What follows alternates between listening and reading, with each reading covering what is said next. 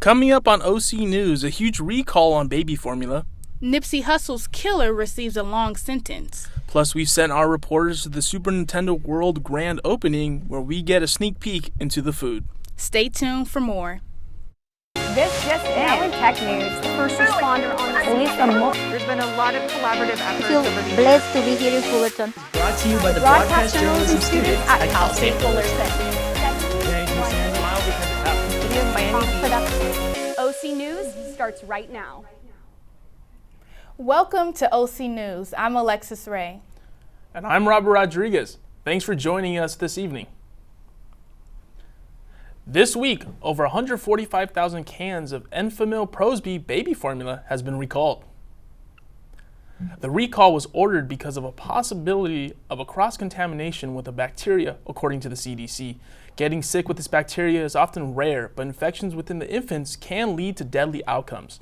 The company also stated that they have taken the appropriate corrective actions, including no longer sourcing this material from the supplier. Rapper Nipsey Hussle's convicted killer has been sentenced to 60 years to life in prison. 33-year-old Eric R. Holder Jr. was found guilty of murder in the first degree in July for the 2019 shooting and murder of the rapper. Holder was also found guilty for possession of a firearm as a felon, 2 counts of assault with a deadly weapon, and 2 counts of attempted voluntary manslaughter. 2 people were injured in the shooting as well. Holder's public defender said that the shooting was not permeated. Hussle was only 33 when he was killed. After threats on multiple college campuses occurred nationwide, including here at Cal State Fullerton, Vanessa Feliciano has some tips to stay safe during a threat. On February 13th, a man went onto the Michigan State campus with a gun, killing 3 people and injuring 5 others.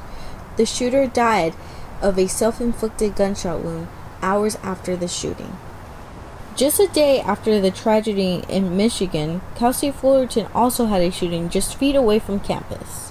On February 14th, police responded to a report of shots fired at an apartment complex across the street from campus. No one was injured or hurt in this event. Cal State Fullerton has an open campus where there are many exits and entrances. Even with campus police, some students don't feel safe. We have the school police, but sometimes it's like, I don't know if that really helps, because it could just happen out of anywhere. Anyone could just bring a gun into class and just start shooting out of nowhere, and then you don't know what to do really. We all hope that there is never a day when there's a big threat on campus, but would you know what to do if you were standing in this hallway when one did happen? In the event where there is a threat on campus, university police say to run, hide, and fight. Run when there is an active threat, hide if escape is not possible, and fight as a last resort if your life is in direct danger. Like Michigan State, they also say to shelter in place. The problem is many students don't know this protocol. I don't know if there's protocols, but I haven't probably looked at them yet, so probably not. Students are directed to report any suspicious activity to police. In the event there is a threat, follow all safety protocol given by the university and law enforcement. With OC News, Vanessa Feliciano. Last week, the campus police hosted an event outside the Pollock Library, which sparked a protest by several students. Reporter Gwen Miller has the insight on how students feel about the presence of campus police.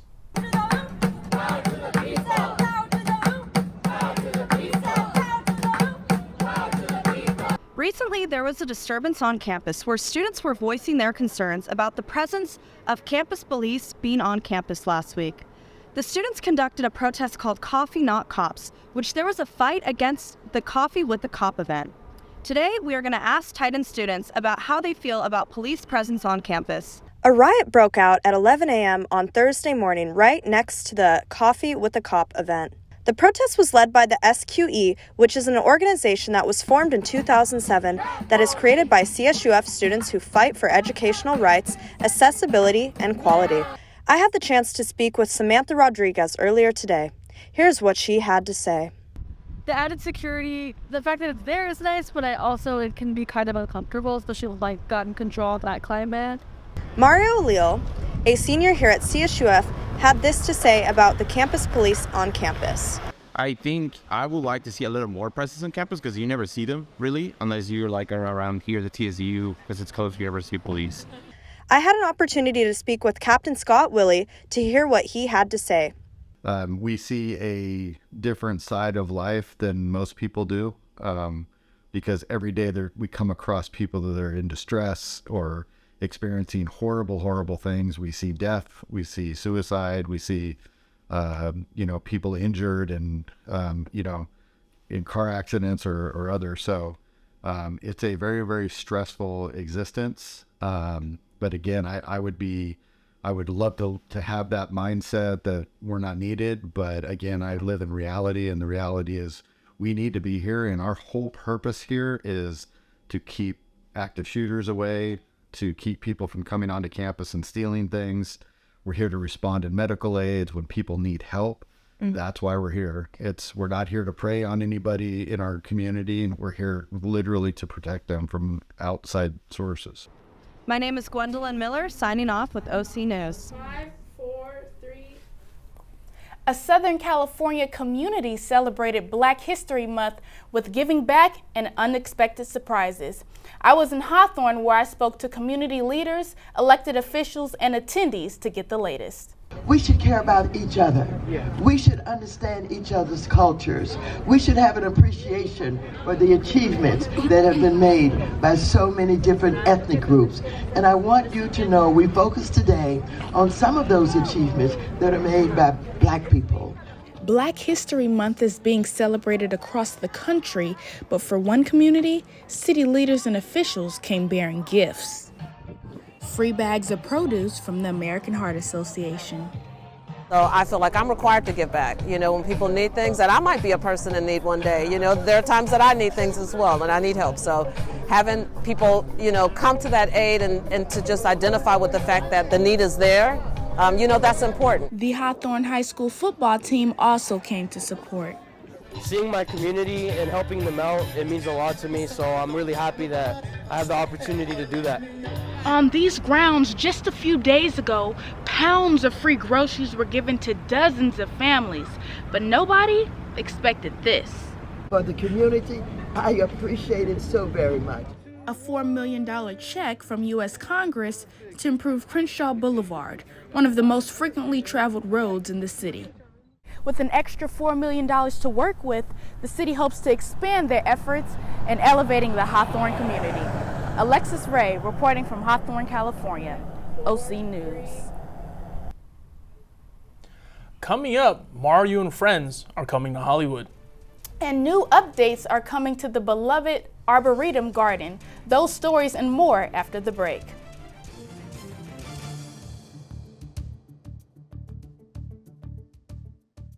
How prepared is your family if a wildfire shows up at your doorstep, or a flood, or an earthquake? You can't just turn away a natural disaster. That's why it's important to go to ready.gov/plan now. It has the tools and tips you need to make an emergency plan with your family.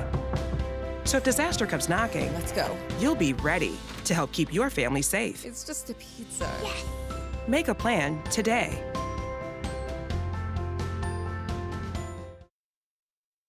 Freedom. It's at the core of who we are. The freedom to live without fear, to jog where we please, to wear a hoodie. The freedom to breathe. Before we celebrate the freedom most Americans have, we must fight for the freedom all Americans deserve. Because all lives can't matter until Black lives matter.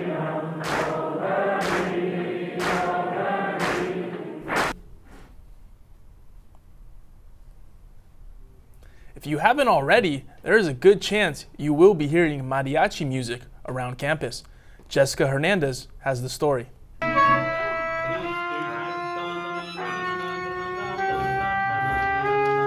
Mariachi Titan celebrates the Latino culture on the CSUF campus. Jasmine Pugarin started the club as a way to make people feel at home on campus. I really wanted to highlight the Latino culture here at the CSUF campus, and honestly bringing the music and bringing the Latino culture to life, I think is something really important, especially for those trying to find a place they can call home here on campus, or feeling like their community is present and active here at the school. Mariachi Titans became an official club just this spring semester. Esteban Arciniega became one of the founding officers in the club. Officially became a club. It was just so exciting. Contributed to the club as the treasurer of Mariachi Club has been just overall communication with professors and other connections that we may have. Just making sure the emails look as professional as they can. For Gabriela Torres, playing mariachi is in her blood. She has family members who are mariachi musicians as well. Torres asks for advice and suggestions to help out the mariachi club.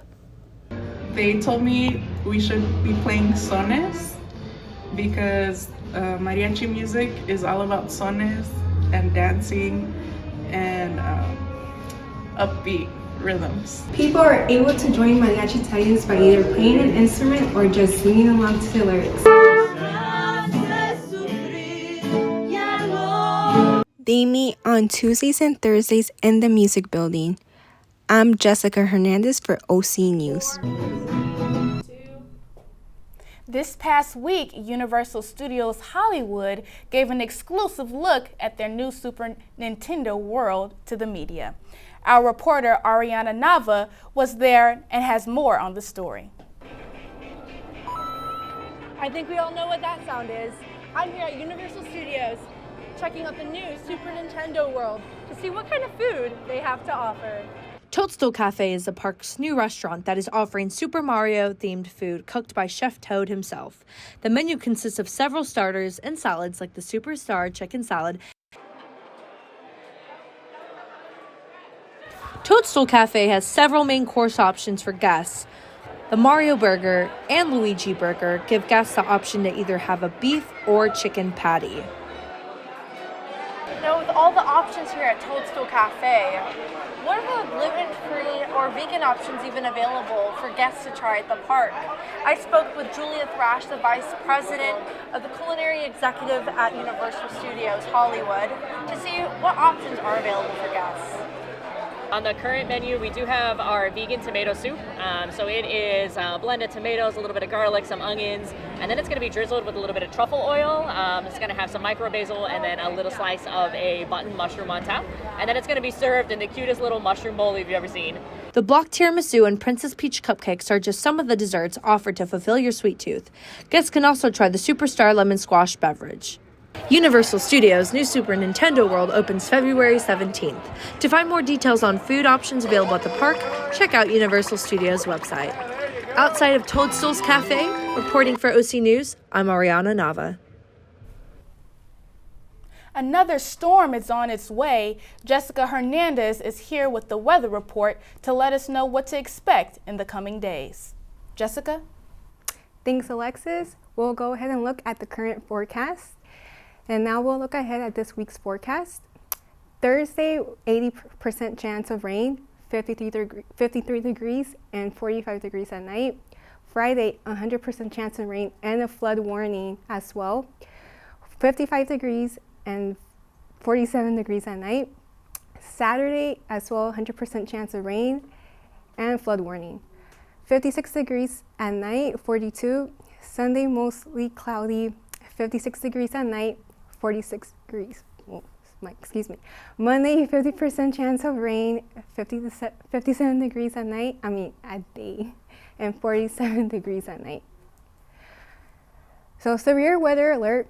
There's been high winds of gusts from 10 to 30 miles per hour. High winds have affected the Northern California area, especially the Santa Cruz area, knocking down trees, affecting the pier. Mojave Desert was hit with a snowstorm. Make sure and carry an umbrella and wear a coat over the rest of the week. Back to you, Robert. The Fullerton Arboretum is going through some recent changes. Here's our reporter Christian with the latest update. We are live from the Fullerton Arboretum, where it was just announced that some rebranding was happening, mostly affecting the name of the botanical gardens. The Fullerton Arboretum is completely owned by the trustees of the CSU, ever since their agreement ended with the city of Fullerton in 2020. Some of the names considered as part of the rebranding include CSUF Arboretum and Botanical Garden, and CSUF Arboretum and Public Garden. These names were part of a survey on CSUF News that took place between January 31st and February 15th that included students, faculty, staff, and alumni. I think definitely it will help attract people, especially knowing that there is if you say, oh, the Arboretum, there's plenty of different options, but now people knowing that oh, this certain Arboretum is really beautiful, they'd want to come check it out. The parking lot for the Arboretum is also seeing changes and is currently under construction. The rebranding is mostly virtual and will affect the website and social media. For example, when Fullerton Arboretum is searched on Google, the new name will appear. It is estimated that this project will be done by the end of the year due to paperwork and authorizations required. Although the new name for the Arboretum has not been confirmed yet, the objective of the rebranding is to have students learn about what this can provide for them. I'm Christian Robotaro, OC News, back to you guys. After the break, we got you covered with the latest sports news. And many employees have gotten used to working from home since the pandemic started, but that might be coming to an end. All this and more up next.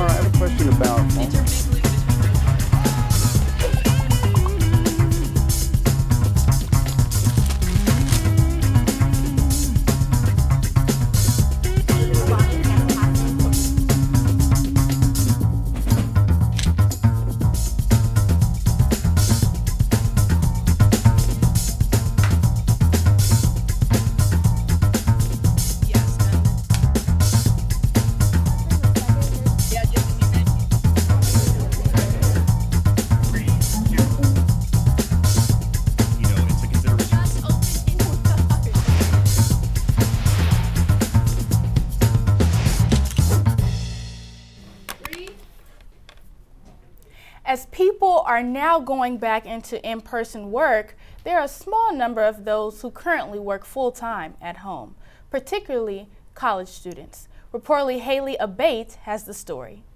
Senior and at-home worker Liana Chavez shows us what it's like working from home and the pressures that come behind it. I enjoy working from home because I can set my own schedule.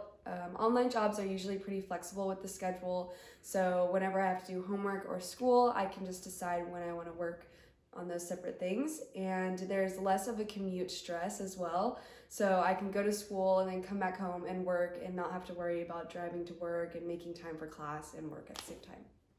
So for work, I work for an ad agency and it's completely online. So they run ads for e-commerce brands, and then on my end, they will send me some products that those brands send them, and I'll either film content or I'll run the social media pages, talk to influencers, and set up ad campaigns. Balancing working from home and doing schoolwork is pretty hard. I do have to prioritize, and it is easy to get distracted or to procrastinate. But what I do is I like to make sure I know exactly what times of the day I'm going to focus on my work, and then exactly what times of the day I'm going to do homework. So my family lives in Northern California, and I obviously go to school at Cal State Fullerton. And being away is a little bit difficult because I do have two younger sisters that live at home, and I know they look up to me, and I do miss them, and I miss seeing them grow and go through elementary school.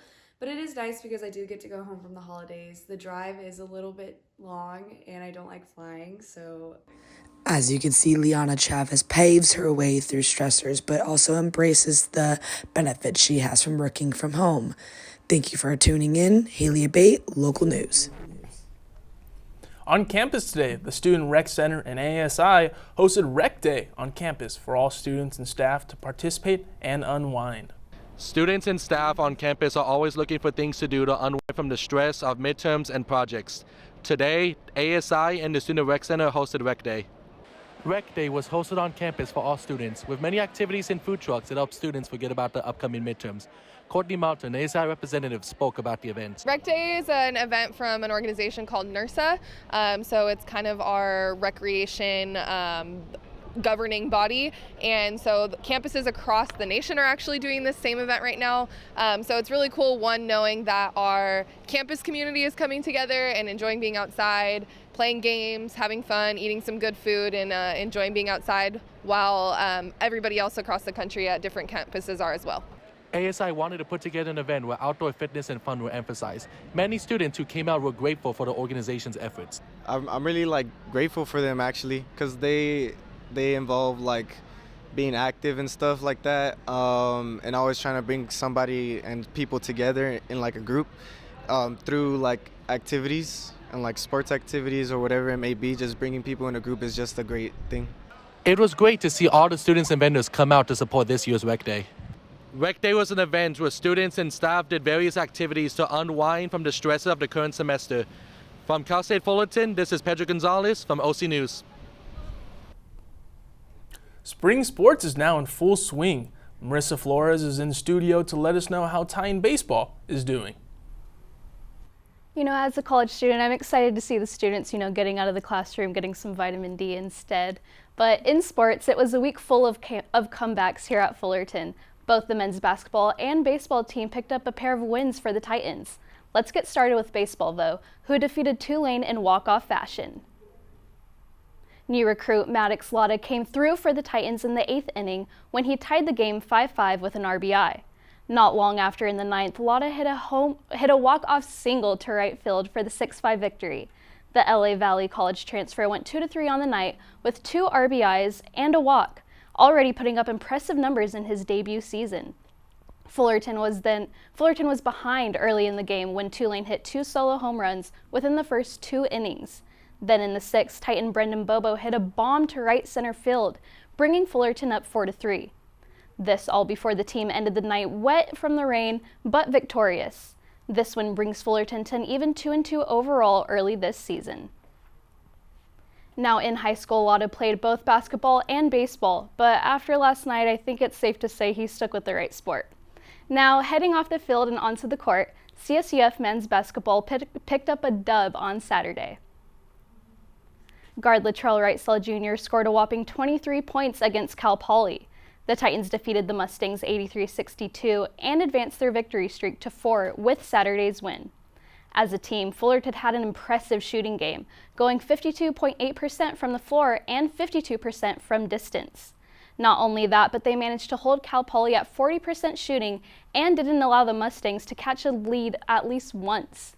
The Titans jumped out in the game early with a 14-point advantage, leading Cal Poly 19-5. Coming back from halftime, Fullerton then led by as many as 16 points at 51-35. To end the night, senior Jalen Harris sealed the game with a jumper and a three-pointer and set the Mustangs home packing.